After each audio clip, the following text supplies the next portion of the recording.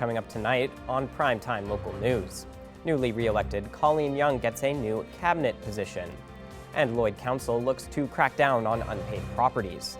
Plus a preview of Remembrance Day services in Lloydminster.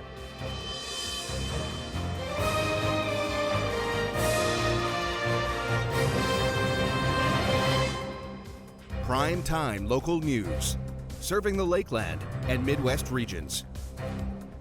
Hello and welcome to Primetime Local News. I'm Callan Dunlop. Thanks for joining us. Newly re-elected MLA for the Lloydminster constituency, Colleen Young has a new cabinet portfolio.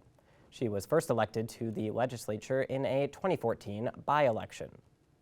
Young was previously the Minister of Advanced Education, but today Premier Scott Moe named her the Minister of Energy and Resources. Young takes over the portfolio from MLA Jim Ryder, who moves into the roles of Deputy Premier and Minister of Finance. Also from this area, MLA for the Battlefords, Jeremy Cockerill, will become Health Minister, and MLA for Meadow Lake, Jeremy Harrison, will become Minister of the Crown Investments Corporation and Minister responsible for the Public Service Commission. Lloydminster is cracking down on unpaid properties within the city. Lloyd Council has identified that further action is required for 24 different properties in the Saskatchewan area. Council wants to work with the property owners as opposed to taking the next step. If we have the ability as the council through the administration to put a lien on the property, and at a point because of Saskatchewan legislation, if property taxes are not paid in a certain period of time over a number of years, then that land can be taken as tax sale. Across the 24 properties, over $260,000 is currently outstanding, with council hopeful these will be paid off before each of the owners' 6-month notice. It is a challenge that we have to go through to ensure. One of the people asked why, because if people didn't pay their property tax, we'd have no money to operate on. So there is a relationship between property taxes and the services provided to the city. So it is a long process, but at the same time we know this will come back to City Council, and hopefully it will come down to zero, that there will be no tax action taken on property. The Lloydminster Legion has been busy in the weeks surrounding Remembrance Day, putting on ceremonies and getting ready for their big service on November 11th. The Legion has been holding ceremonies for students in many of these schools in Lloydminster. Legion President Scott Gorman says the ceremonies have been received well by the students.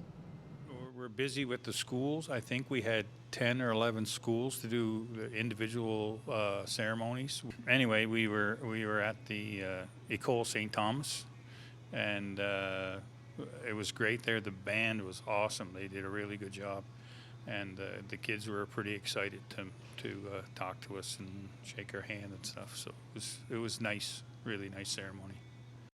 The final ceremony the Legion will put on this year will take place in the new gym at the Lloyd Comp. The service will start at 10:45. I believe they want everybody at the ceremony for 10:30. If you're going to come to that ceremony, we want you seated by 10:30. It starts at 10:45 sharp, and we'll try to get to 11 o'clock as close as possible for the moment of silence and finish off the ceremony. After the ceremony, there will be a lunch at the Legion building. Everyone is invited to attend. And Abby, we were just talking about it recently today that this is almost record-breaking temperatures for this time of year. Yeah, usually we're average around 1 degrees, which we kind of had been seeing over the last couple of weeks. But not today. Or a couple days. Not today. We are at 10 degrees, which is so lovely, and it was just nice and just pleasant out today. Just a great day today. Yeah. A little bit of cloud coverage as we moved further into the day, but there was plenty of sunshine, which is lovely, and not a whole lot of wind either. See, if you look, their wind chill is only around +9 rather. So 1 degree off from what we're sitting, which is very nice. Only 9 km/h winds. It was a very unexpected day today in the warmth department, which is lovely. And like we said, almost record-breaking for this time of year or this day. So that is amazing. And similar temperatures in Alberta, even warmer temperatures, 14 in Provost, 12 in Wainwright, Vegreville, St. Paul, Marwayne, 13 in Edmonton and Vermilion, 8 in Cold Lake, 11 in Bonnyville, and 7 in Lac La Biche. And in Saskatchewan, 4 degrees in Isle Cross, 9 in Green Lake and in Maidstone, 8 in Meadow Lake, St. Walburg, 11 in Pierceland, 13 in Macklin, and 11 also out in North Battleford. Overnight tonight in North Battleford will drop down to 0 degrees. It will remain mainly clear, a little bit of clouds here and there, 13 km/h wind, so it may feel a little bit chillier than that 0 degrees. Into tomorrow, daytime high of 11 degrees, so it is going to be warm out, or a little bit warm out tomorrow, 19 km/h winds, however, so that may cool things off just a little bit, mix of sun and cloud.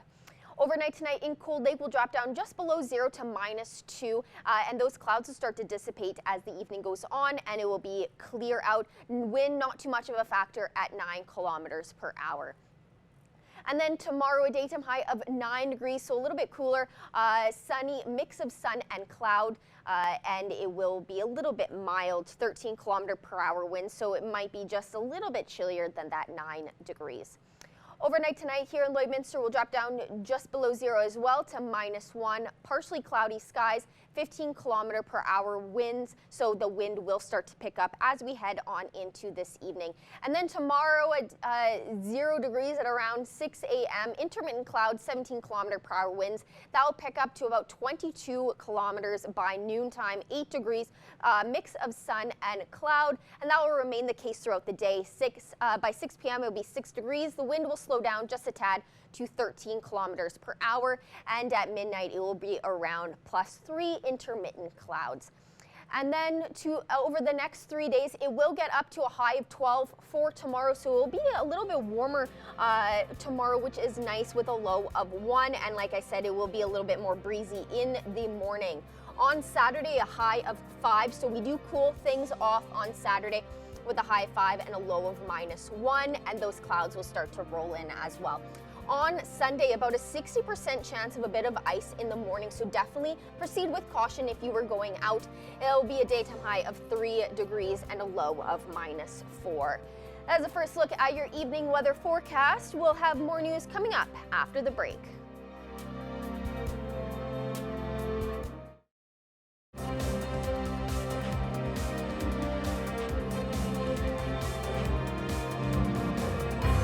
A book and puzzle sale will be taking place at the Moose Lodge in Lloydminster from 10 to 3 on Saturday. Our Jackson Fontaine was able to catch up with the administrator of the lodge to talk about the upcoming sale. So I'm back here at the Moose Lodge with Susan Culp, who is the administrator of the lodge. How are you doing today? Oh, I'm doing fine, Jackson. Thank you for being here. Yes, thank you. So there is a puzzle and book sale coming up this weekend here at the lodge. So why don't you just tell everybody a little bit about it? The book and puzzle sale is on Saturday. It starts at 10 a.m. and goes until 3 p.m. We have a wide variety of books available, anything from mystery, thriller, country, lots of children and youth books this time. So it should be worthwhile coming out to. And where did you guys get all these books? We've had donations dropped off. It started with one of our members who had 500 books in his house. And when he moved, he donated them to the lodge. And we've just gone from there. And we've had a few book and puzzle sales. And it's done actually quite well. Yeah. And how much are the puzzles and books? Are they all kind of the same price, or they all vary? Average price is $1. Puzzles will vary depending on the puzzle, the number of pieces, the shape of the puzzle, and who it's made by. But most of the books will be $1. Some of the children's books and some of the romance books will be 2 for 50 cents, or 2 for $1. And where's the money going to go? Is it all going to go to the lodge? No, the money goes to the food bank, and we will also be taking donations for the food bank as well. Okay. Yeah. So anything, like what kind of food are you looking for? Well, non-perishable goods for the food bank is what we're looking for, yes. Awesome. And for puzzles, like how long have people been donating so far? We've really just been doing this probably since last 2 or 3 years that we've been promoting this book and puzzle sale. Last year we donated to the Friendship Village, and Salvation Army. And this year our focus is on the food bank. It varies like everything in this town, depending on how much other activities are going on, but I always like books, so they're always good to me. So for all you book and puzzle lovers, this is the place to be here at the Moose Lodge this weekend. A great puzzle and book sale coming up this weekend. Thanks for taking the time to do this today, Susan. Thank you, Jackson. New to the Lloydminster Force, Constable Dylan Schellenberg is holding self-defense classes for women in the border city. While the classes offered are now full, there are plans to make it a semi-regular thing. Abby St. John has more. I'm happy to be joined here today by Constable Dylan Schellenberg with the Lloydminster RCMP. Thank you so much for joining me today. Thank you for having me. Of course. Now, we're talking today because this week you're hosting 2 self-defense classes for women. And to start off, can we talk about why you're hosting these classes or why you decided to hold these classes for women? Yeah, so I mean, the big thing is I'm a relatively new member to the RCMP, new to Lloydminster. Um, we do have these projects where they're basically to get involved within the community. Um, and I was just thinking, like, for myself, best way for me to engage with the community, be able to share some knowledge and everything with my martial arts background, with how much I enjoy training and teaching people and showing things, was the best way for me to reach out and possibly get some interest. So I came up with the idea to do some women's self-defense classes, offer them for free, um, and just amazing response for how many people. And I feel bad because I wasn't able to accommodate how many people reached out. So I will be, in the future adding more classes and looking at doing things on like a semi-regular basis, depending on how much more interest there is. Um, but for me to engage with the community in a way that I enjoy and I have fun and something that I have knowledge in, I just thought that was going to be the best way to get out there, meet people in the community, be able to teach them things like all at the same time. Yes, absolutely. And I think there's something special about women's self-defense classes because, as women, especially smaller ones like myself, it is scary being outside by yourself or going out on your own. So having those tools to be able to defend ourselves, it is not surprising the amount of overwhelming response that you got for these classes. Now, we did say that they're both full this week, but the first one did take place on Tuesday. What was the response that you got from the women who did take part in the class? From what I could see, it was a very positive response. Everyone was engaged. Everyone was eager to learn. Tons of questions that everyone had. Um, it gets difficult at times because there is so many questions and everything, and you're trying to answer everything. So that was definitely new to me, and just a couple really good questions, and figuring out a good response to that. But I mean, the big thing besides teaching skills is just like my main focus was like awareness and confidence, right? So being able to show that confidence, like say when you're walking down the street, um, being aware of what's going on, those things in themselves can deter something from happening and let people know, hey, I'm aware, I see you there. If somebody was in that position, and that can be enough just to have someone just move along and you're good.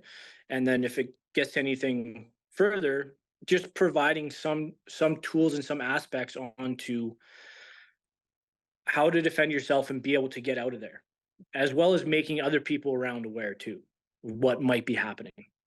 Yes, that's incredible and definitely something very, very important for not only women to learn, but even kids or teenagers too when they are getting up to adult. And this class is for women 16 and up. So this is perfect for those youth women who are getting up there and about to enter the world after high school. So that's amazing. And with this huge and positive response, you mentioned it in a little earlier, but the plans to continue these classes, can you give me a little bit more info on your plans to continue, or like you said, hopefully making it a semi-regular thing?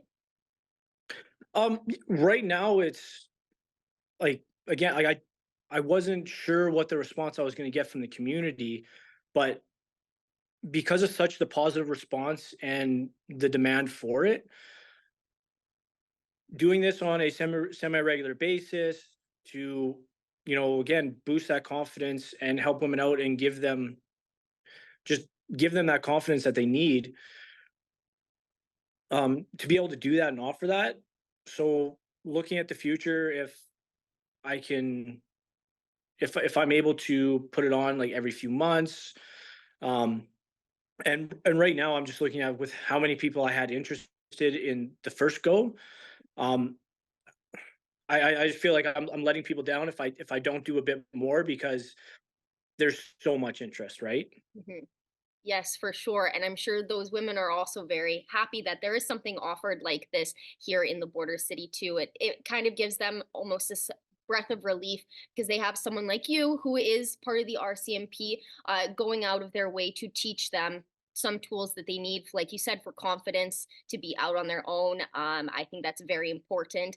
Now, I know you don't have anything concrete yet for continuing, but when there is more information and more news about these classes, where can women look for more information, or where should they keep an eye out for any incoming information?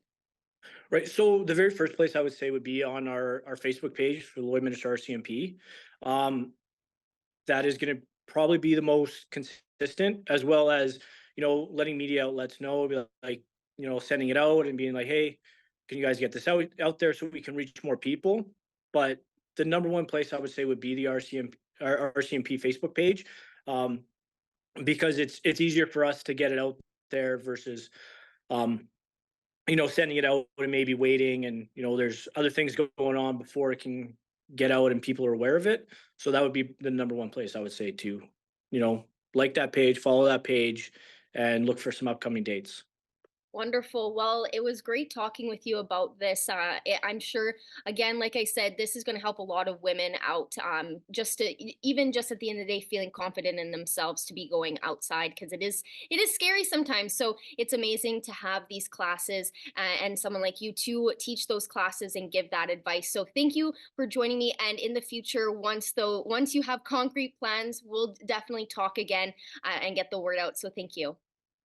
Absolutely. Thank you very much. Coming up after the break, our Abby St. John will have another look at our evening weather forecast.